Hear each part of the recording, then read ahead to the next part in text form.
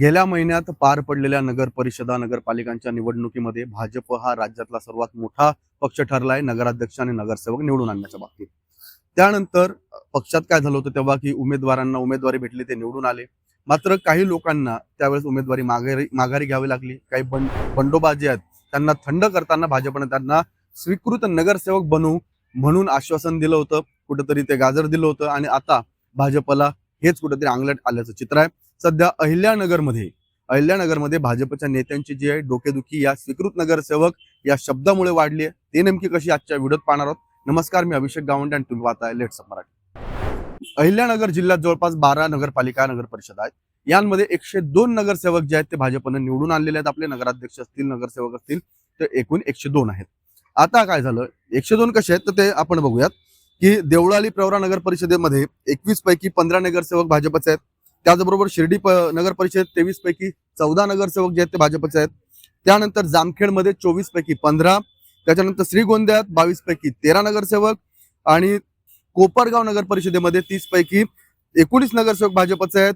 राहत्यात 20 पैकी 19 आणि पाथर्डीमध्ये भाजपकडे 14 नगरसेवक आहेत. आता काय झालं, या नगरसेवकांची मी आकडे तुम्हाला याच्यासाठी सांगितली की जवळपास भाजपनं हे जे त्यांचे नगरसेवक निवडून आणले, या नगरसेवकांच्या 10% एवढी जागा जी असते ते स्वीकृत नगरसेवकांसाठी असते. स्वीकृत नगरसेवक म्हणजे काय की जर तुम्हाला त्या एका जी आपली नगर परिषद आहे, नगरपालिका आहे किंवा महानगरपालिका असेल, यांमध्ये तुम्हाला एक पक्षाच्या नगरसेवकांच्या 10% ज्या जागा असतात त्या तुम्हाला ऍज अ स्वीकृत, म्हणजे तुम्हाला काही दिवसांसाठी काही वर्षांसाठी जे आहेत ते नगरसेवक म्हणून तिथली जी ऑथॉरिटी आहे, नगराध्यक्ष आहेत, ते तुम्हाला तसं एक पद देऊ शकतात. आता काय झालं की अहिल्यानगरमध्ये अशाच या हिशोबाने किती जागा आहेत तर 26 जणांना स्वीकृत नगरसेवक बनवण्याचं भाजपच्या समोर जे आहे, सध्या त्यांना 26 नगरसेवक स्वीकृत बनवता येणार आहेत. मात्र हे त्यांच्यासाठी एक मोठं टास्क ठरतंय. कारण काय, या 26 स्वीकृत नगरसेवक पदासाठी भाजपतले किमान 100 जण जे आहेत ते इच्छुक आहेत. आता पक्ष याच्यात कसा कसरत करतो हे पाहावं लागेल. आता स्वीकृत नगरसेवक करण्याचा शब्द दिल्यानंतर चढाओढ निर्माण झाली, नेत्यांजवळ चाललेत. आता तिथले आमदार असतील, स्थानिक, त्याचबरोबर इतर नेते असतील, या नेत्यांना हे जे मंडळी आहे ही मलाच स्वीकृत नगरसेवक म्हणून तिथं घ्या, मी तुमचं ऐकलं होतं, मी माझी उमेदवारी मागे घेतली, मी पक्षाच्या विरोधात बंड केलं नाही, मग आता मला माझ्या एकनिष्ठेची किंवा निष्ठेची जी आहे तुम्ही कुठेतरी पावती दिली पाहिजे, मला स्वीकृत नगरसेवक म्हणून जे आहे ते तिथं पाठवलं पाहिजे.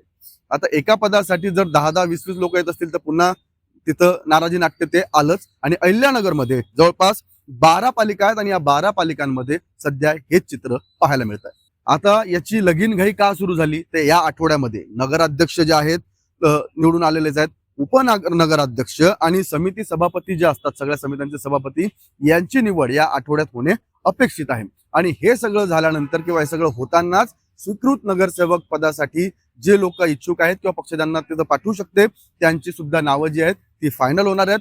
त्यामुळे आता कुठेतरी रंगत जी आहे ते कोणाला भाजप अहिल्यानगरमध्ये स्वीकृत नगरसेवक म्हणून ठेवतो आणि मग त्याच्या रिॲक्शन काय असतील, त्याच्यावर जे अजून इच्छुक आहेत त्यांच्या प्रतिक्रिया काय असतील हे पाहण्यासारखं ठरेल.